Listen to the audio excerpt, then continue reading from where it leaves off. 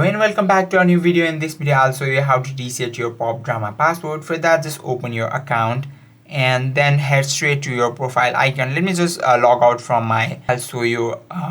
Just tap on your profile icon again to log in, and you can log in from your Google or Apple account, but in case it doesn't show up, what you need to do is tap on this login button.